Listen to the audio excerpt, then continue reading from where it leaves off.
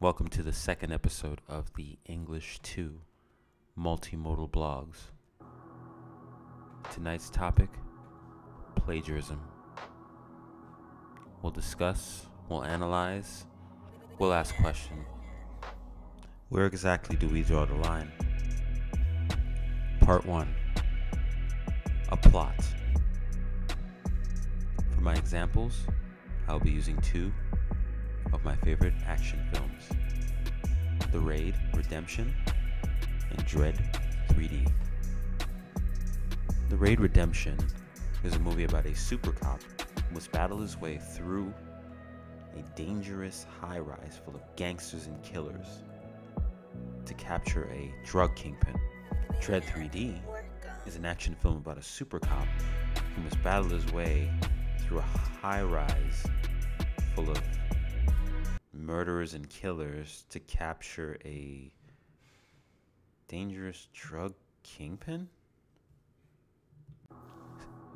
Spoiler alert. These were pretty much shot for shot and plot for plot the same movie.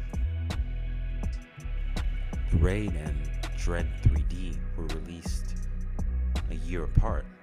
The Raid released in 2011, written by Gareth Evans, and Dread was released a year later in 2012, written by Alex Garland.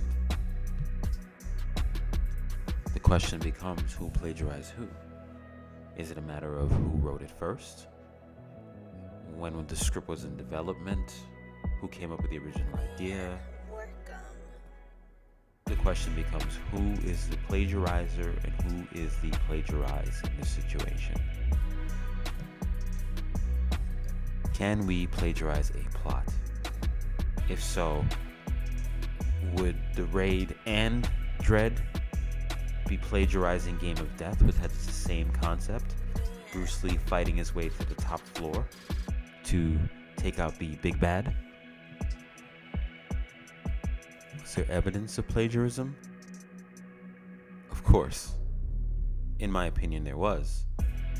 But the same argument can be made that it was a very simple plot and any writer could have come up with it. Which brings me to my last point. Can a plot be plagiarized? Is it really the plot or the story that makes a movie, considering that there's nothing new under the sun? Was it intentional? Yes. It was a good and simple plot. And when you have a good story, why let the similarities between plots stop you from writing that story?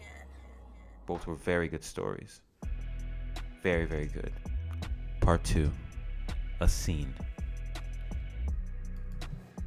Right now, we are going to cover a scene from two classic movies. Spike Lee, Do the Right Thing, released in 1989, and Night of the Hunter, released in 1955, written by James Agee. The love-hate monologue performed by Radio Raheem was one of the most memorable, pivotal scenes in Do the Right Thing. But little do most fans of the movie know, it was actually a remix of a monologue done by a character in Night of the Hunter in 1955. Was there plagiarism? Hell yes. Spike Lee wrote the Night of the Hunter's love-hate monologue into his script word for word. Why did the author choose to plagiarize? Because it was a great speech. It was an excellent monologue, and it was appropriate for the tone and the plot of Do the Right Thing. It worked. It was intentional. I feel like Spike Lee wrote this scene into his script, not to steal, but more as an homage to classic films. Spike Lee himself is a fan of classic cinema. But let's talk about plagiarism when it comes to art. Last part, the line. Where is the line drawn between remixing, paying homage, and outright stealing someone else's ideas? Last part, my conclusion. There's a blurred line between plagiarism and paying homage and remixing and making things your own. We are served the same Hollywood meal, literary meal, musical meal every single time.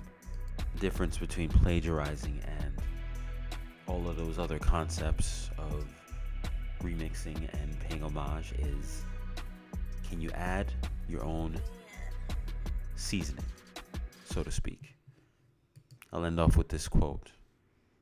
I do not create, God creates. I assemble and I steal from everywhere to do it. George Balanchine. Here's looking at you, Quentin Tarantino.